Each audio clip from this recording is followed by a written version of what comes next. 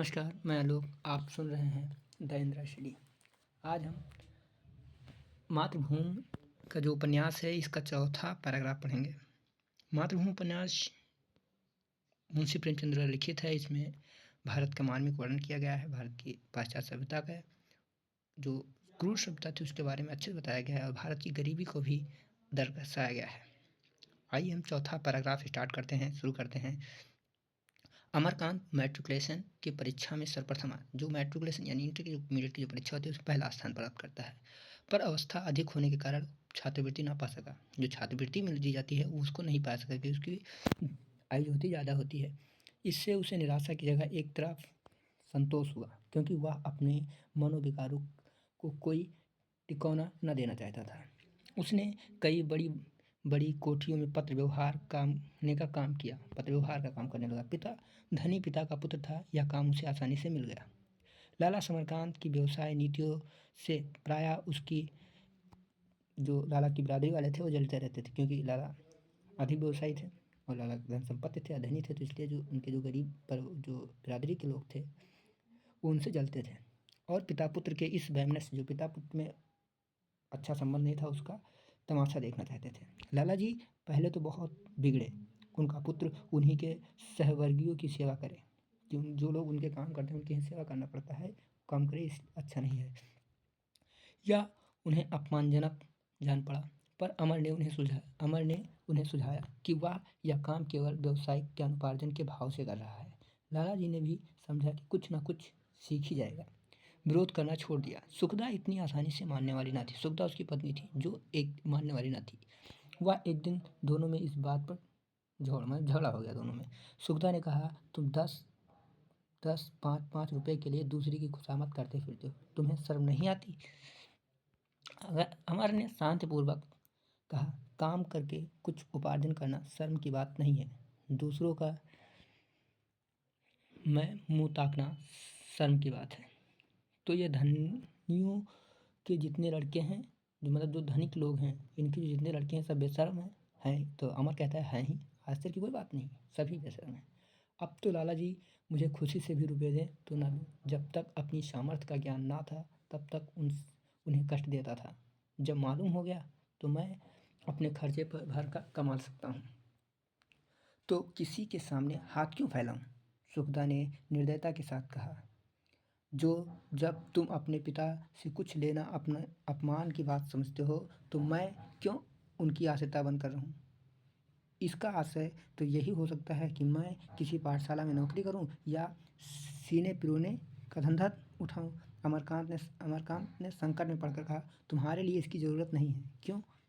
मैं खाती पहनती नहीं हूँ, गहने बनवाती हूँ, पुस्तकें लेती हूँ, पत्रिकाएं मंगवाती हूँ, दूसरों की कमाई पर। तो इसका तो यह आशय भी हो सकता है, मुझे तुम्हारी कमाई पर भी कोई अधिकार नहीं, मुझे खुद परिश्रम करके कमाना चाहिए, ये सुखदा कहती है।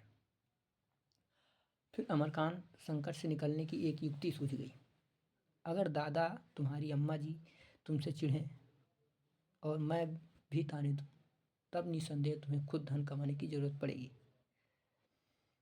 कोई मुंह से ना कहे पर मन में तो समझ सकता है। अब तक तो मैं समझती थी तुम पर मेरा अधिकार है, तुम्हें जिससे जितना चाहूँगी लड़कर ले लूँगी, लेकिन अब मालूम हुआ कि मेरा कोई अधिकार नहीं। सुखदा गुस्से में सब बात कहती है, तुम जब चाहो मुझे जवाब दे सकते हो, यही बात है या कुछ और?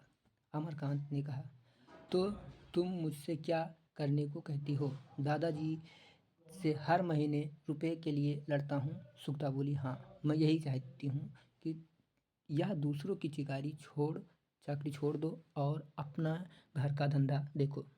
जितना समय उधार देते हो उतना ही समय घर के कामों में दो। मुझे इस लेन देन सूद ब्याज से घृणा है। सुखदा मुस्कुराकर बोली, यह तो तुम्हारा अच्छा तर्क है। मरीज को छोड़ दो, वह आप ही आप अच्छा हो जाएगा। इस तरह मरीज मर जाएगा, अच्छा ना होगा। मतलब सुखदा कहती है, अगर तुम्हें इससे घृणा है तो इसे छोड़ो मत, इसे आराम से इसे अच्छे से चलाओ। जैसे अगर मरीज को छोड़ देते तो मर जाएगा, अपने आप से नहीं होगा। तुम दुकान पर जितनी देर तक बैठोगे कम से कम उतनी देर तक घृणित व्यापार ना होने दोगे, मतलब जो गलत धंधा व्यापार होता है वो नहीं होगा, चोरी चकारी वाला व्यापार नहीं होगा। यह भी तो संभव है कि तुम्हारा अनुराग देखकर लाला जी सारा काम तुम्ही को सौंप दें। जब तुमको सारा काम सौंप देंगे तब तुम अपनी इच्छा अनुसार इसे चलाना, जैसी आपकी इच्छा होगी, ईमानदारी से, बेईमानी मत करना। अगर अभी इतना अभी इतना भार नहीं लेना चाहते तो मत लो, लेकिन लाला जी की मनोवृत्ति पर तो कुछ ना कुछ प्रभाव डाल ही सकते हो। वह कह रहे हैं, जो अपने अपने ढंग से सारा संसार कर रहा है, तुम विरक्त होकर उनके विचार और नीति को नहीं बदल सकते।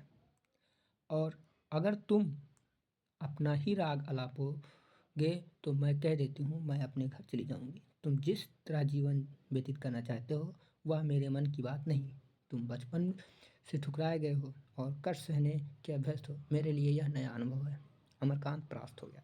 इसके कई दिन बाद उसे कई जवाब सूझे, पर उस वक्त वह कुछ जवाब न दे सका।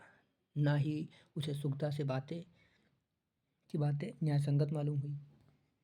अभी तक उसकी स्वतंत्र कल्पना का आधार पिता की कृपणता थी। उसका अंकुर विमाता की निर्ममता से जमाया था। तर्क या सिद्धांत पर उसका अधिकार न था, और वह दिन तो दूर अभी बहुत दूर था जब उसके चित्त की वृत्ति ही बदल जाए। यह निश्चय किया, पत्र व्यवहार काम छोड़ दूंगा। उस दुकान पर बैठने में भी उसकी आपत्ति उतनी तीव्र न रही। हाँ, अपनी शिक्षा का खर्च वह पिता से लेने पर किसी तरह अपने मन को दबा न सका। इसके लिए उसे कोई दूसरा ही गुप्त मार्ग खोजना पड़ेगा। सुखदा ने कुछ दिन के लिए उसकी संधि हो गई थी। इसी बीच एक और घटना हो गई जिससे उसका स्वतंत्र कल्पना को भी शिथिल कर दिया। सुखदा इधर साल भर से मायके न गई थी। विधवा माता बार बार बुलाती थी। लाला समरकांत भी चाहते थे कि 2-1 महीने के लिए हो आए, पर सुखदा जाने का नाम न लेती थी। अमरकांत की ओर से वह निश्चिंत न हो सकती थी। वह ऐसे घोड़े पर सवार थी जिसे नित्य फेरना लाजमी था। 10-5 दिन बंधा रहा तो फिर पुट्ठे पर हाथ ही न रखने देगा। इसलिए वह अमरकांत को छोड़कर न जाती थी। अंत में माता ने स्वयं काशी आने का निश्चय किया। उनकी इच्छा अब काशीवास करने की भी हो गई। 1 महीने तक अमरकांत उनके स्वागत की तैयारी में लगा रहा। गंगा तट पर बड़ी मुश्किल से बसंत का घर मिला, जो न बहुत बड़ा था न बहुत छोटा। उसकी सफाई और सफेदी में कई दिन लगे। गृहस्थी के सैकड़ों ही चीज़ जमा करनी थी। उसके नाम सास ने 1,000 का बीमा भेज दिया था। उसने कतार व्युत्पन्न से उसके आधे ही में सारा प्रबंध कर दिया। मतलब 1,000 भेजा था लेकिन उसमें काट पीट कर मैं 500 में सारा काम कर दिया। पाई पाई का हिसाब लिख रख कर तैयार। जब सास जी प्रयाग का स्नान करती हुई माघ में काशी पहुंची तो यहाँ का सुप्रबंध देख बहुत प्रसन्न हुई। अमरकांत ने बचत के 500 रुपये उनके सामने रख दिए। रेणुका देवी चकित होकर कहा, क्या 500 में सब कुछ हो गया? मुझे तो विश्वास नहीं आता। जी नहीं, 500 ही खर्च हुए। या तो तुमने इनाम देने का काम किया है या बचत के रुपए तुम्हारे हैं। अमर ने झेपते हुए कहा, जब मुझे ज़रूरत होगी आपसे मांग लूँगा। अभी तो कोई ऐसी ज़रूरत नहीं है। रेणुका देवी रूप और अवस्था से नहीं, विचार और व्यवहार से वृद्ध थी। दान और व्रत में उनकी आस्था न थी, लेकिन लोकमत की अवहेलना न कर सकती थी। विधवा का जीवन तप का जीवन है। लोकमत इसके विपरीत कुछ नहीं देख सकता। रेणुका को विवश होकर धर्म का संभाव भरना पड़ा था, किंतु जीवन बिना किसी आधार के तो नहीं रह सकता। भोग विलास, सैर तमाशे की शुद्धि की बात संतुष्ट नहीं होती। जैसे कोई चटनी और अचार खाकर अपनी सुधा को शांत नहीं कर सकता, जीवन किसी तथ्य पर टिक सकता है। रेणुका के जीवन में ही यह आधार पशु प्रेम था। वह अपने साथ पशु पक्षियों का एक चिड़ियाघर लाई थी। तोता, मैना, बंदर, बिल्ली, गाय, हिरन, मोर, कुत्ते आदि पाल रखे थे और उन्हीं के सुख दुख में सम्मिलित होकर जीवन में सार्थकता का अनुभव करती थी। हर एक का अलग नाम था, रहने का अलग अलग स्थान, खाने पीने की अलग अलग बर्तन, अन्य रईसों की भांति उनका पशु प्रेम नुमाइशी, फैशनेबल और मनोरंजक न था। अपने पशु पक्षियों में उनकी जान बसती थी। वह उनके बच्चे को उसकी मातृत्व भरे स्नेह से खिलाती थी, अपने मानो अपने नाती पोते को। ये पशु भी उनकी बातें, उनके इशारे और कुछ तरह समझ जाते थे कि आश्चर्य होता था। दूसरे दिन माँ बेटी की बातें होने लगी। रेणुका ने कहा, तुझे ससुराल इतनी प्यारी हो गई। सुगता लज्जित होकर बोली, क्या करूँ अम्मा, ऐसी उलझन में पड़ी हुई हूँ कि कुछ सोचता ही नहीं। बाप बेटे में बिल्कुल नहीं बनती। दादाजी चाहते हैं कि घर का धंधा देखें। वह कहते हैं मुझे इस व्यवसाय से घृणा है। मैं चली जाती तो न जाने क्या दशा होती। मुझे बराबर या खटका लगा रहता है कि वह देश विदेश की राह न ले। तुमने कुछ मुझे कुएं में ढकेल दिया, और क्या कहूँ। रेणुका चिंतित होकर बोली, मैंने तो अपनी समझ में घर वर दोनों ही देखभाल कर विवाह किया था, मगर तेरी तकदीर को क्या करती। लड़के से तेरी अब पड़ती है या वही हाल है। सुगता फिर लज्जित हो गई। उसके दोनों कपोल लाल हो गए। सिर झुकाकर बोली, उन्हें अपनी किताबों और सभाओं से छुट्टी नहीं मिलती। तेरी जैसे रूपवती एक सीधे साधे छोकरे को भी नहीं समझती। सुगता कहती, चाल चलन का कैसा है। सुगता जानती थी अमरकांत में इस तरह की कोई दुर्वासना नहीं थी, पर इस समय वह इस बात को निश्चयात्मक रूप से न कह सकी। उसके नारुत्व पर धब्बा आता। बोली, मैं किसी के दिल का क्या हाल जानूँ अम्मा। इतने दिन हो गए, एक दिन भी ऐसा ना हुआ कि कोई चीज़ ला कर देते। जैसे चाहूँ रहूँ, उनसे कोई मतलब नहीं है। रेणुका ने पूछा, तू कभी कुछ पूछती है, कुछ बनाकर खिलाती है, कभी उनके सिर में तेल डालती है। सुगता ने गर्व से कहा, जब वह मेरी बात नहीं पूछते तो मुझे क्या गरज पड़ी है। वह बोलते हैं तो मैं भी बोलती हूँ। मुझे किसी की गुलामी नहीं होगी। रेणुका ने ताड़ना दी, बेटी बुरा ना मानना, मुझे तो बहुत कुछ तेरा ही दोष दिखता है। तुझे अपने रूप का गर्व है। तू समझती है कि वह तेरे रूप पर मुग्ध होकर तेरे पैरों पर सिर रगड़ेगा। ऐसा मर्द होते हैं, या मैं जानती हूँ, पर वह प्रेम टिकाऊ नहीं होता। न जाने तू क्या उससे तनी रहती है।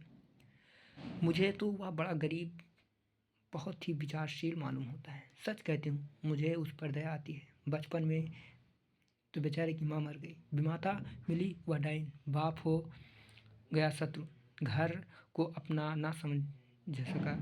जो हृदय चिंता भर इतना दबा हुआ हो, उसे पहले स्नेह और सेवा से पोला करके उसके बाद तभी प्रेम का बीज बोया जा सकता है। सुगता चिढ़कर बोली, वह चाहते हैं मैं उनके साथ तपस्विनी वर कर रहा हूँ, रूखा सूखा खाऊं, मोटे झोटा पहनूं और घर के अलग होकर मेहनत और मजदूरी करें। मुझसे यह न होगा, चाहे सदैव के लिए उनसे नाता ही टूट जाए। वह अपने मन की ही करेंगे, मेरे आराम तकलीफ की बिल्कुल परवाह न करेंगे। मैं तो उनका मुंह न देख जो होंगी। रेणुका ने तिरस्कार भरे चित्तानों से देखा और बोली, अगर आज लाला समरकांत का दिवाला पिट जाए। सुगता ने इसकी संभावना कभी न कल्पना न की थी। विमुख होकर बोली, दिवाला क्यों पिटने लगा। ऐसा संभव हो तो सुगता ने माँ की संपत्ति का आश्रय न लिया। वह ना कह सकी कि तुम्हारे पास जो है वो भी तेरा है, मेरा है। आत्मसम्मान ने उससे ऐसा न कहने दिया। माँ ने इसके निश्चय प्रश्न पर झुरझुरा कर बोली, जब मौत आती है तो आदमी मर जाता है, जानबूझकर आग में नहीं कूदा जाता। बातों में माता के ज्ञात हो गया कि उसकी संपत्ति का वारिस आने वाला है। कन्या के भविष्य के विषय में उन्हें बड़ी चिंता हो गई। संवाद ने इस चिंता का शमन कर दिया और आनंद होकर सुगता को गले लगा लिया। चौथा पैराग्राफ समाप्त हुआ।